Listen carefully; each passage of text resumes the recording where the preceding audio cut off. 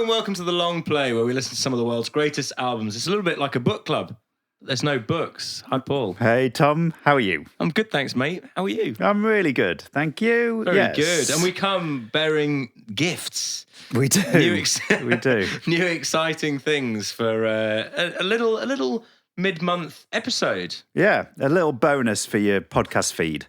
Yes. We've been dreaming up doing something a little bit like this for a little while, just to sort of break tradition, shall we say. Yes, just an opportunity for us to explore stuff that isn't covered by The Long Play. Yes. So we had this idea that we might come to you with a shorter episode of about 20 minutes.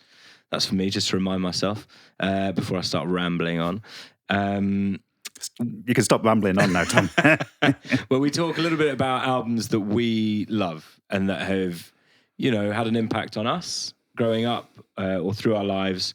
So we would like to come to you today with Sign of the Times by Prince. I think there was only ever one kind of album for me that, if you're going to talk about an album that is part of me, absolutely an album that I know inside out, then it's Sign of the Times.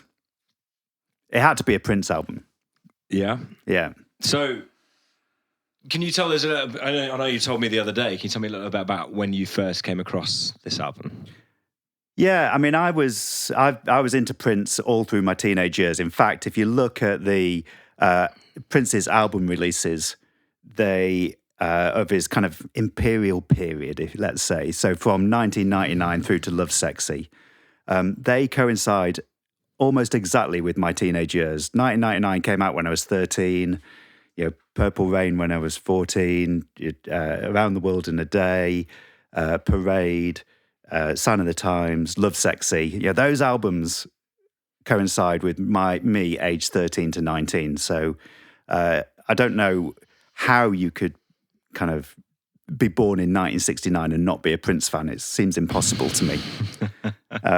So I absolutely loved Prince from, I think I bought 1999 like maybe a year after it was released. I was probably, around the Purple Rain time, and then went back and bought 1999. So I had all of these albums, and I clearly remember buying Sign of the Times on vinyl. I remember I lived in York at the time. I remember being on the bus home from town with Sign of the Times in my hand and being excited about it. And then, obviously just playing the heck out of it. I played it. I was listening to it last night just to kind of get me in the mood. The same one? No. I had an enormous Prince vinyl collection, and I sold it. Maybe, 20 years ago, possibly longer, when we all kind of got rid of our vinyl. So yeah, I don't have it. There used to be, Tom, in Otley, which is a small market town just on the outskirts of Leeds, there used to be a shop called The Revolution that all they sold was Prince stuff. And it was run by a guy... In Otley. Are they getting much footfall? And it was run by a guy called Chris, who dressed as Prince. Wow. And so me and my mate Richard, we used to get the bus out to Otley and spend a whole day in this little shop in Otley just buying Prince rarities. So I had... I had the Japanese version of 1999, which had Horny Toad as a B-side, which you couldn't really get over here. I had Let's Work, German single release. I had a white promo copy of Do Me Baby, a 12-inch, which... so I had all sorts of... I had the complete collection. And these versions that you're buying, they're not, Japanese or German versions, they're just German releases. Yeah. He wasn't sort of doing... No, he wasn't... German-spoken versions. No, these of his were songs. Official releases, but just he'd imported all of these things. And then, not only did I own all of Prince's stuff, but every single related album. So everything by The Time, by Apollonia 6, by Vanity 6, Sheila E., Solo, Vanity Solo, Wendy and Lisa, Maserati. Just Madhouse, everything. Really? I had. It's funny because I don't look at you and go, immediate Prince fan. Yeah. I went to when I went to university. So this was released in. Sound of the Times was released in March, I think, 87. So I would have gone to university in September of 87. And my hall's bedroom was plastered in Prince Really? posters and photos. It was absolutely covered. I was obsessed. Yeah. Great. Yeah. And I saw him live, in those 80s. I think maybe 4 times, twice at Wembley Arena, Wow. once at the NEC and once at Earl's Court. Wembley And it Arena, would have been 5. Such a great place for venue. Yeah. I've seen a couple of people at Wembley Arena. It would have been 5, actually. So good. But the Sound of the Times tour was cancelled. I remember having tickets. No way. There used to be a little ticket office in the middle of York that I went in and bought our tickets. And yeah, he cut short the Sound of the Times tour after doing some European dates because he wanted to get back in the studio. So Oh, well, he was always keen on being in the studio and making music. I mean, it's well documented, how much of a musician he was, like not just an artist, but he was, like people talk, like for me, so my experience of Prince is, all the hits and some of the other bits around the side, but his guitar playing for me was always just like, I mean, I don't know if you've seen the video of the George Harrison tribute. Yeah, amazing. Is it Whilst My Guitar Gently Weeps? That's right. And he's just on another planet. Yeah. And everybody, he's sharing the stage with Tom Petty, Paul McCartney, Jeff Lynne, like everybody, and he blows them away. Yeah. But we realised that we both saw Prince, and maybe not on the same night, but at the same run of gigs. He did a run of shows. Was it for a month at the O2? No, I didn't see him there. Yeah, so I missed those shows. Me and my mate Richard, who we grew up together and big Prince fans, we were supposed to get tickets, and then for whatever reason we didn't. So the last time I saw him in the 80s, and then I saw him at Leeds Arena. I don't know when he played Leeds Arena, relatively recently, like 10 years ago. Okay. With Third Eye Girl, which was his kind of band at the time, and that was great. That was a great gig.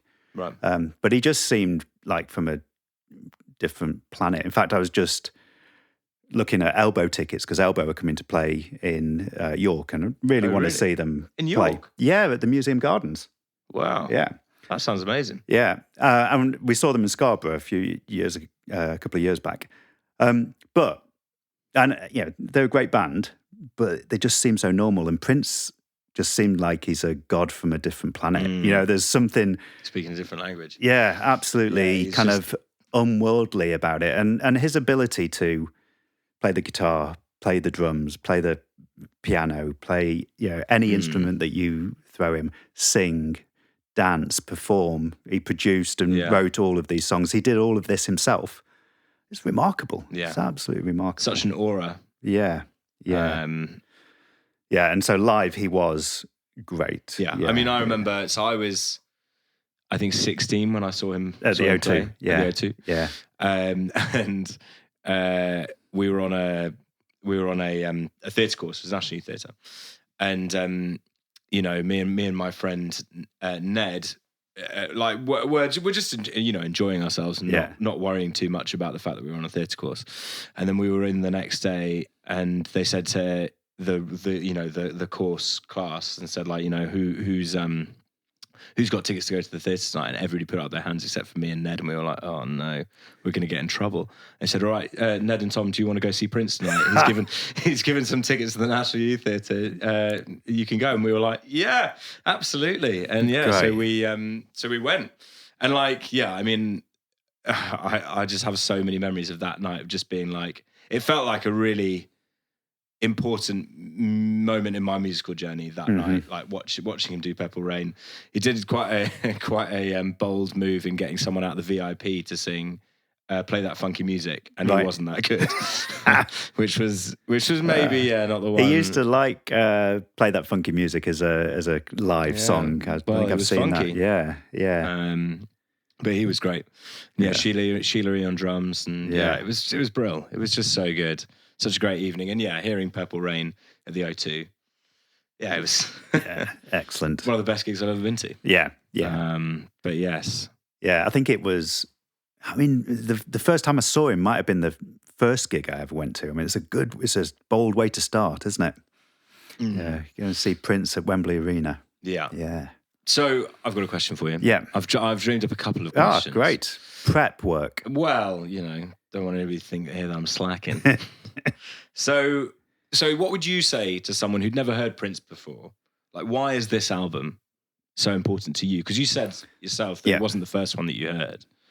Yeah, no, So why is this one? That's true. I mean, I think I find it difficult to almost look to critique this album dispassionately. It's so intrinsically part of me and my teenage years that however, clearly it's absolutely stood up to critical, assessment and widely regarded as one of the best albums of the 80s, if not, one of the best albums of all time. So why this album over other albums? And of course, I think Purple Rain has recently been, named as one of the. I don't know if it was the Apple list or the Rolling Stones list or Rolling Stone list, but anyway, Purple Rain and Sign of the Times tend to be interchangeable in those kind of lists of greatest albums of all time. For me, this album, I think the reason that I love this is its depth. I mean, it's a double album. I mean, Prince had to edit it down from a triple album. It was originally... It's coming in an hour and 20 minutes. Yeah. We'd be, we'd be crying on the long play if that was all right. Well, it reminds me of a lot of songs in the key of life. Right. Yeah, I think that was Stevie Wonder's kind of magnus opus where, he got political like Prince did in Sign of the Times. He played... lots of it himself. He obviously wrote it. It's a big double album, and it was, it spanned genres. And this is Prince's, songs in the key of life. Right. It is. I think. The depth. It's a big album, but there's not a song on there that I don't like. They are back to front great songs, and they span all genres. It's got one of my favourite kind of ballads of his, Adore. It finishes with, it's going to be a beautiful night, a great live party gig. Sign of the Times, quite an experimental yet political move for him. Things like You Got the Look, which is real pop music with Sheena Easton, plucked from kind of Scotland and thrust into Prince's world. Beautiful songs like If I Was Your Girlfriend, A Strange Relationship. The funky things like Hot Thing and Housequake. There's so much that it's kind of is genre defying. Yeah. I mean, it just doesn't. There isn't a genre that he can't cover and doesn't cover brilliantly. This is him at his absolute peak, I think. I think my second favorite Prince album is Parade, which preceded this with Kiss, but there's just so much here and so much kind of depth. And this was at a time when he was churning out songs for all of those other acts. Whether it's The Time or The Family or Apollonia 6, or he in those mid 80s. He never stopped. Yeah. He didn't stop. And this was the kind of peak for me. I think there's a bit of a trend with successful artists who get, maybe 4 or 5 albums in, and then the record label just trusts them to kind of go, right, okay, cool. We've got enough.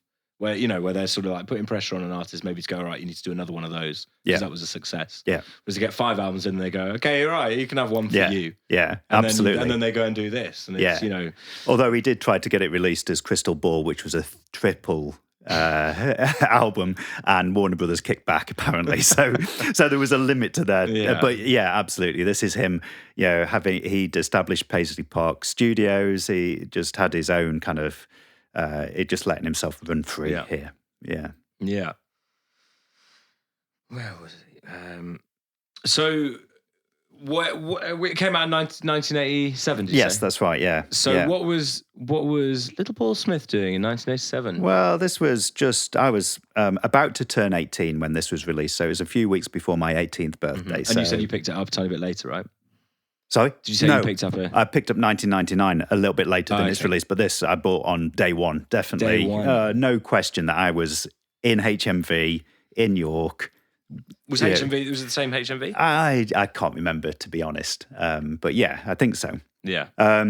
So And you were on the bus home. You Yeah. had it in your hands because that Yeah. was a magical time when you could hold something, yeah, especially something that you'd waited for.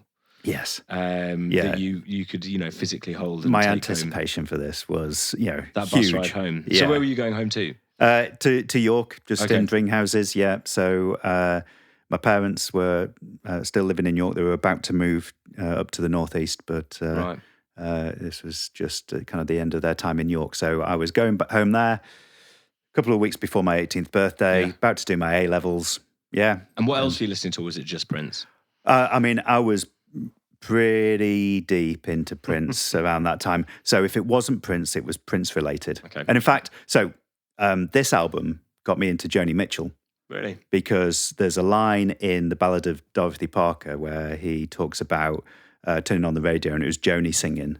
And I was like, oh, who's Joni? Yeah, right. I didn't know. And so obviously I researched it. It's like, oh, it's about Joni Mitchell. He's a big Joni Mitchell fan. So that was it. I was, great. I went out and bought Blue and, never looked back from being a Joni Mitchell fan. So Prince had a massive influence over my musical kind of interests at that time. Well, it was my next question was going to be: do you think your music taste would have been different if it wasn't for this album? Because I know you're a big hip hop fan. Yeah. I think that that kind of came later. So after Lovesexy, after kind of Diamonds and Pearls, that as Prince's kind of powers started to wane, or the interest that I had started to wane. That. And my musical taste started to develop. When I was at university, house music was starting. I was at university in Salford, so on the edge of Manchester. The Hacienda was open. There was so all of that was happening, and then not long after that, the Bristol scene. So Massive Attack, Tricky, Portishead, and they became my obsessions in that kind of in my 20s. And kind of the influence of like trip hop. I know they don't like that kind of term, but trip hop and the Bristol scene got me into hip hop and more kind of more of that. But it was definitely Prince all the way until until I was at kind of university. Great, amazing. My next question. I don't like my next question. We'll be the judge of that. Yeah. And do you think that it was something that shaped you as a person? Is it something that you look back and kind of go, oh, well, I think the person that I am today is because of music? It's really interesting. I think, your choices of music in your teenage years can often be a reaction against your parents. I think that's a kind of natural thing. And Did your mum and dad hate Prince? Well, they weren't exactly enamoured. Right. It was definitely my music and not theirs. There was too much kind of sexual content and swearing for their liking. I think, my dad, as you know, was a professional footballer. This was, in the 1970s, and he was, a hard man. That was his, Norman Bite Your Legs Hunter, who was widely regarded as the hardest of hard men for Leeds. Once described my dad as a nutter. He said, if you think I'm hard, then... So, I just can't imagine your dad being a nutter. Yeah, my dad was very much the hard man's hard man, in 70s football. So, where you had to be a hard man to even get a contract. Yeah. So this kind of idea of, Prince, a lot of this album is... based off some an unreleased album called Camille, which was his feminine alter ego. Right. And I had my walls plastered in, half-naked pictures of Prince. It was very much... so it feels like that was a reaction against this kind of very masculine, very kind of, male-dominated world, to find something that this, like, god-like figure who... was really sexual, very kind of androgynous in terms of his the way he dressed and how he was, and it just opened my eyes to a kind of completely, increased worldview. Away from Stoke-on-Trent, football, you know, lads drinking to this kind of, Mm-hmm. you know, just a wider view So that Prince was- opened up, really. So was this was before this album then? Because if it was going in Stoke-on-Trent, so that was before. Yeah. So, I mean, obviously this continued. We moved to York in '84. So that was about the time that, but still heavily kind of Yeah. involved in football and the course. like. But this was kind of around '84 when we moved to York. Actually, was when I kind of got into Prince. Yeah. Do you remember where you were when you found out that he passed away? Yeah, I don't remember exactly. I clearly remember the kind of the news coming in. I think I was at home at the time, and I mean it just.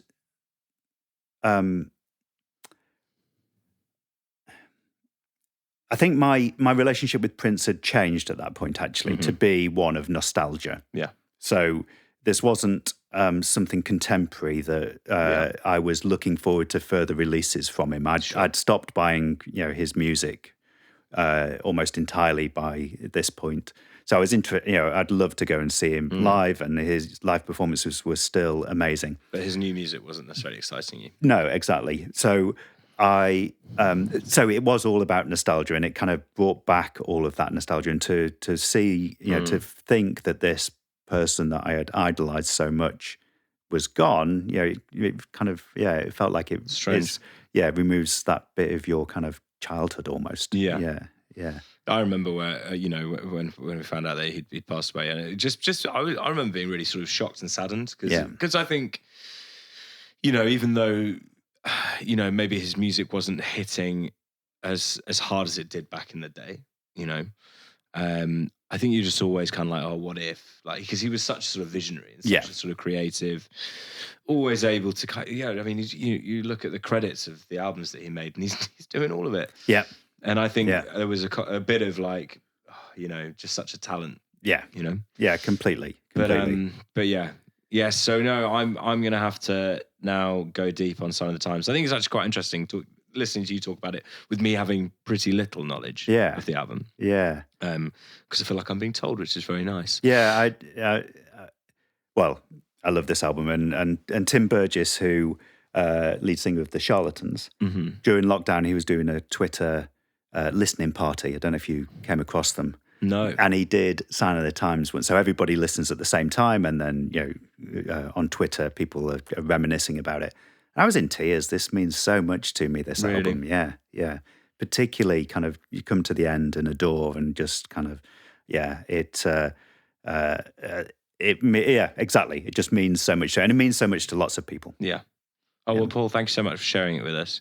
Is there anything that you want to say before we tie up? No, thanks, Tom. I mean, I could talk about my love of Prince all day, every day. And I love this. I love this because I don't listen to Prince that often, but when I do, I mean, I was listening to it last night, and I know every single word, every single beat. And it's just a joy to kind of revisit it. Yeah. Oh, great. Oh, well, thanks so much for sharing it with us. So, I mean, if you enjoyed that, feel free, make sure that you listen to Sign of the Times. And at the moment, we're listening to Kid A as well. So try and squeeze it in with you. We are. Really good link, because Ed O'Brien from Radiohead, I saw an article the other day that said Sign of the Times saved his life.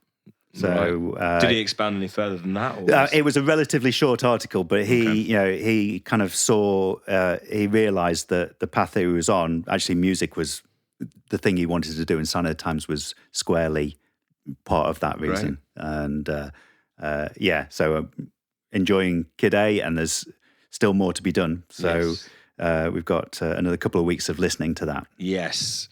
And we had the mid-month missives come out recently, which you can find us on there. We've got Substack, which has been recently set up by Paul, which is doing really well. Yeah, there's lots of content, interaction, subscribers on Substack. So you can find us at The Long Play. So if you're a new subscriber... thelongplaypod.substack.com. Say that one again. thelongplaypod.substack.com. Gosh, that's a mouthful. Well, the link will be in the show notes. Yes. But if you're one of the new subscribers on Substack, welcome. Thanks very much for joining us, and hope you're enjoying Kid A this month. But yeah, I mean, if you've got time, try and squeeze in a bit of Sign of the Times as well. An hour and 20 minutes is not, the shortest of albums. Not the shortest one we listened to, but maybe not the longest. Yeah, I think Songs in the Key of Life longer. I think Songs in the Key of Life is a little bit longer, particularly with the additional 7-inch that came with it. Yeah. but come and join us on Instagram as well. We're on The Long Play Pod. And then also the website is now www.thelongplay.uk. Thelongplay.uk. And yeah, come and join us there. And thanks so much for listening. And we'll see you at the end of the month with the roundup of Kid A. But without further ado, we must say... No skipping. No shuffling.